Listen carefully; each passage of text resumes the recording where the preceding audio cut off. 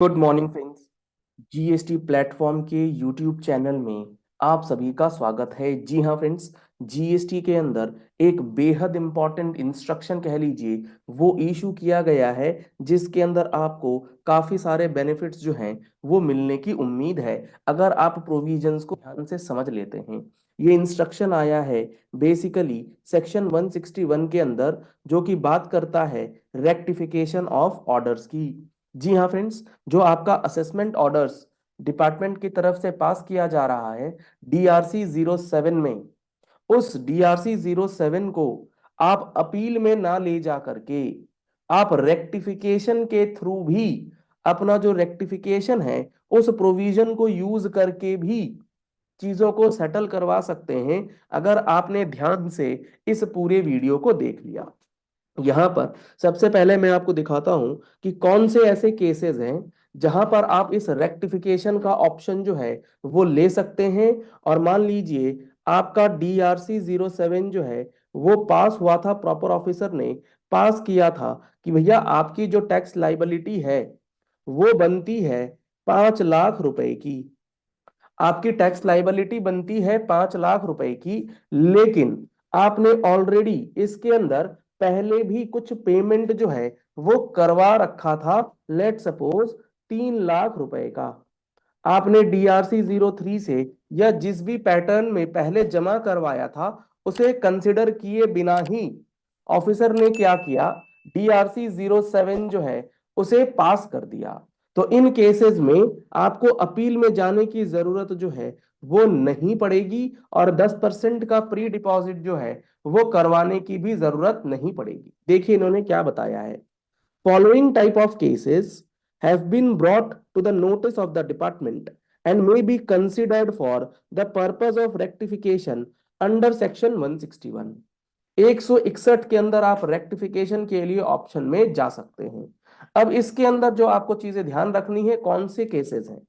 सबसे पहले है where the amount of demand in question has already been fully deposited और it has been reversed vide DRC 03 and adequately informed to the proper officer in the reply filed by the registered person, but the same has not been taken into the consideration at the time of issuance of demand order। मतलब ये कहना ये चाह रहे हैं कि आपका DRC 07 आया, उस डीआरसी 07 से पहले, उस डीआरसी 07 के आने से पहले आपने उसका पेमेंट कर दिया है अगर आउटपुट टैक्स बनता है, या आपने उसे रिवर्स कर दिया है अगर आपका आईटीसी का मामला है, और आपने ये पेमेंट या रिवर्सल करने के बाद एडिक्वेटली रिप्लाई कर दिया हो, ताकि ऑफिसर को भी तो पता चल जाए कि हाँ भैया पेमेंट हुई है या नहीं। रिप्लाई आपको एज पर प्रोविजन जो है कर देना है। उसके बावजूद भी अगर डीआरसी 07 में आपकी बात को नहीं सुना जाता, तो आप इस डीआरसी 07 के लिए रेक्टिफिकेशन जो है वो फाइल कर सकते हैं। सेक्शन 161 आपको इस चीज की परमिशन जो है वो दे रहा है। तो बेहद इंपॉर्टेंट और बहुत ही अच्छा इंस्ट्रक्शन जो है ये आया है, क्योंकि बहुत सारे केसेस में ऐसा देखा जा रहा है कि सेक्शन 73 और 74 में ऑर्डर्स कर दिए जा रहे हैं without considering the amount of payment which has already been done. तो सेक्शन 161 को बेहतरीन तरीके से इस्तेमाल किया जा सकता है अगर आप इन प्रोविजंस को अच्छे से समझ जाए। तो अगर आप जीएसटी के एक एक प्रोविजन को डिटेल में समझना चाहते हैं बहुत ही बारीकी से, तो आप इसके लिए हमारा जीएसटी का फुल कोर्स, जी हाँ फ्रेंड्स, जीएसटी के अंदर 180 घंटे से ज्यादा की क्लासेस आपको प्रोवाइड की जा रही हैं, जिसमें लाइव और रिकॉर्डेड क्लासेस आपको प्रोवाइड की जाएंगी। और इसके अंदर आपका रजिस्ट्रेशन से लेकर के रिटर्न फाइलिंग के साथ साथ अपील फाइलिंग, असेसमेंट के प्रोसीजर्स और जीएसटी के सारे प्रोविजंस विद कंप्लीट एनालिसिस आपको दिए जाएंगे। अगर आप इन क्लासेस को ज्वाइन करना चाहते हैं तो अभी आपको मिलेगा 10% का डिस्काउंट। तो आप इस डिस्काउंटेड ऑफर का बेनिफिट ले सकते हैं और अपने आप को एनरोल करा सकते हैं। नंबर्स मैंने आपको स्क्रीन पे दिया है, आप दिए गए नंबर्स पे कॉल करके व्हाट्सएप करके इन कोर्सेज को ज्वाइन कर सकते हैं, या फिर आप हमारी वेबसाइट web.gstplatform.com इस पे भी जा करके डायरेक्टली, जी हाँ फ्रेंड्स, वहां पर भी आपको डिस्काउंट का ऑप्शन मिल जाएगा, आप डायरेक्टली यहां से भी एनरोल करा सकते हैं।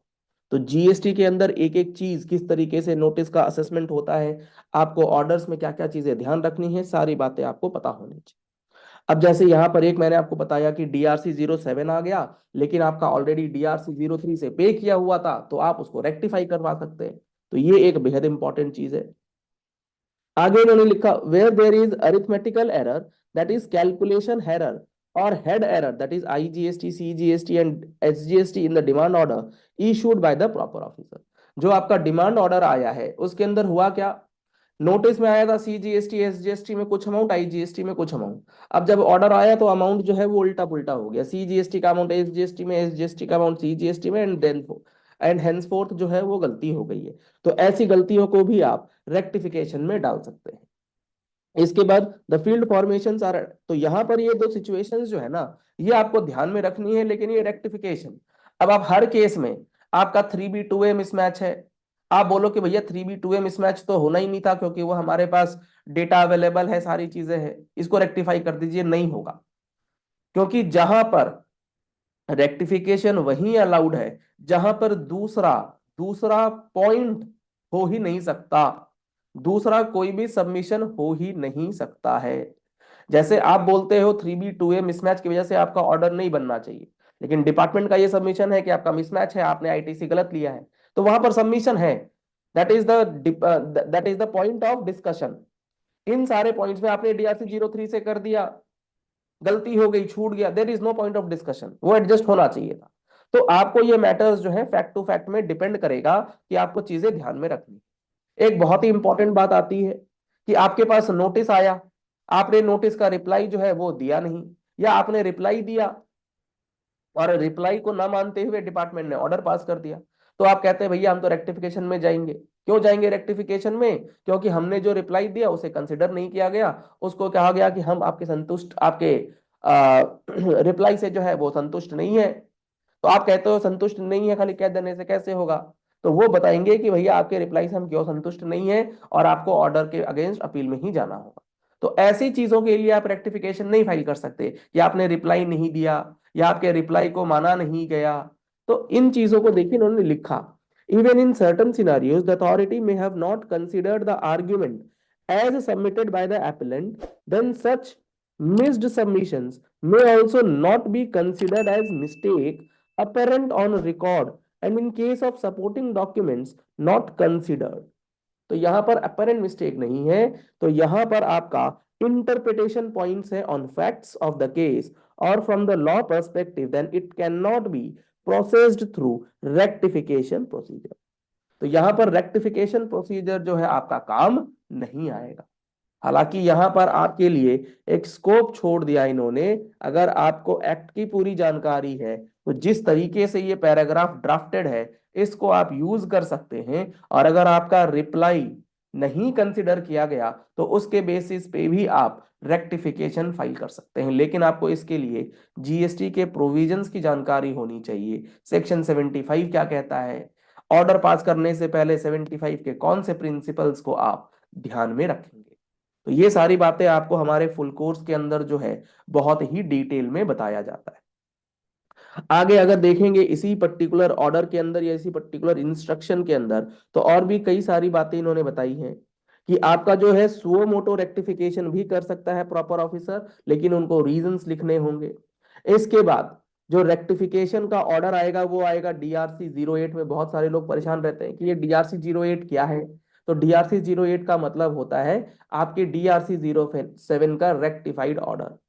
और रेक्टिफिकेशन ऑफ ऑर्डर जो है वो कन्फाइंड है किस तक, only mistakes apparent on the face of record. जो प्राइमा फेसी गलती दिख रही है सिर्फ और सिर्फ उसी को लेकर के आप रेक्टिफिकेशन में जा सकते हैं, अदरवाइज और कहीं पर भी आप इसको लेकर के नहीं जा सकते। चलिए तो इस वीडियो का अब यही एंड करते हैं। आशा करते हैं आपको ये बातें अब समझ में आ गई होंगी। और अगर आपने अभी तक हमारे जीएसटी के इस YouTube चैनल को, जीएसटी प्लेटफॉर्म के इस YouTube चैनल को नहीं फॉलो किया है तो आप इसे फॉलो और सब्सक्राइब जरूर कर लीजिएगा, ताकि आपको सारी इंपॉर्टेंट वीडियोस जो हैं वो अच्छे से समझ में आती रहें और सारी चीजें जो हैं वो मिलती रहें। और अगर आप देखना चाहते हैं कि हमारा जीएसटी का जो कवरेज है वो किस तरीके से होगा, तो ये आपको सारा का सारा कंटेंट जो है along with act and rules, ये सारी चीजें आपको बताई जाएंगी। Thank you and have a nice day.